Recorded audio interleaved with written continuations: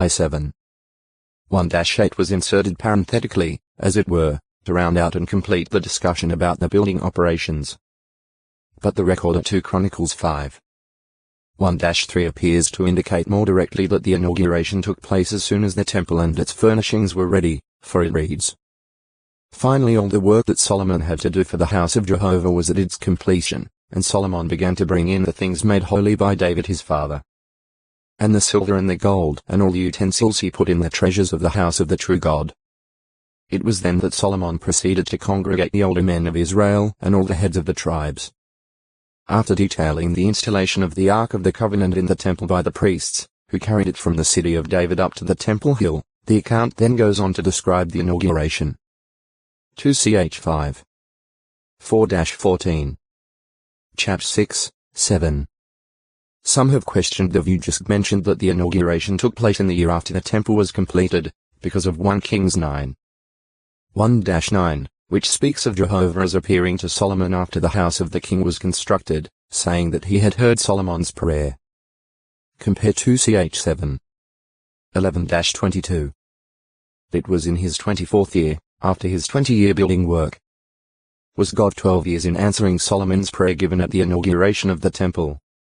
No, for at that inauguration, at the close of Solomon's prayer, the fire itself came down from the heavens and proceeded to consume the burnt offering and the sacrifices, and Jehovah's glory itself filled the house.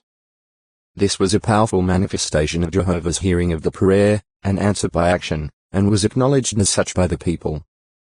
2ch 7. 1-3 God's later appearance to Solomon showed that he had not forgotten that prayer offered 12 years previously, and now he was answering it verbally by assuring Solomon of his response to it. God, at this second appearance, also gave Solomon added admonition to continue faithful as had David his father. Solomon's prayer. In Solomon's prayer at the temple inauguration he referred to Jehovah as the God above all, the God of loving kindness and loyalty, the fulfiller of his promises. Though the temple was a house for Jehovah, Solomon realized that the heavens, yes, the heaven of the heavens, themselves o textoi acute miritra longo. Solomon 990. Solomon later set the divisions of the priests over their services and the Levites in their posts of duty as these has been outlined by David. The temple now became the place where all the Israelites were to gather for their seasonal festivals and their sacrifices to Jehovah. Government buildings. During the 13 years after completing the temple, Solomon built a new royal palace on Mount Moriah, immediately to the east of the temple, so that it was near the temple's outer courtyard, but on lower ground.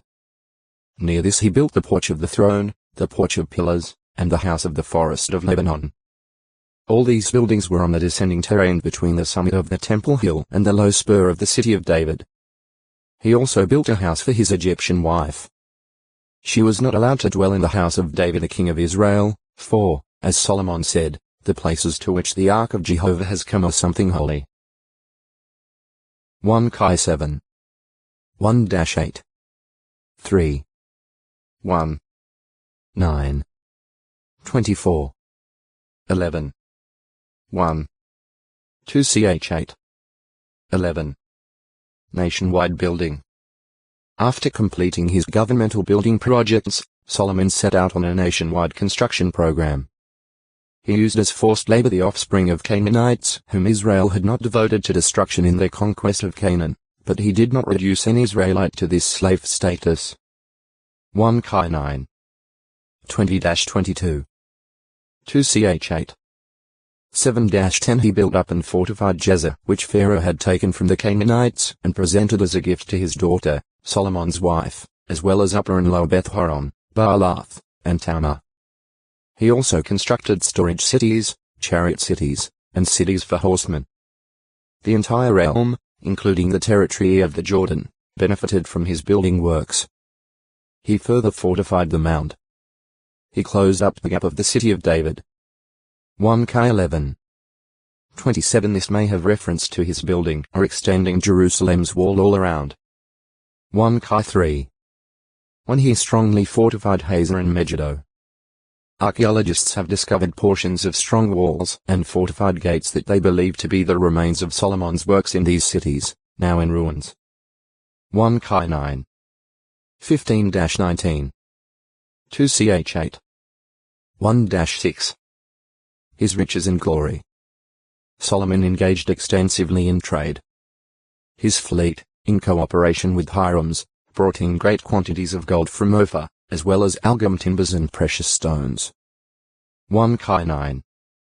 26-28. 10. 11. 2 Ch 8. 17, 18. 9. 10, 11 horses and chariots were imported from Egypt, and traders from all over the world of that time brought their goods in abundance. Solomon's annual revenue of gold came to be 666 talents c. $256,643,000, aside from silver and gold and other items brought in by merchants. 1 Kai 10. 14, 15. 2 Ch 9. 13, 14. Additionally, all the kings of the earth brought gifts yearly from their lands. Gold and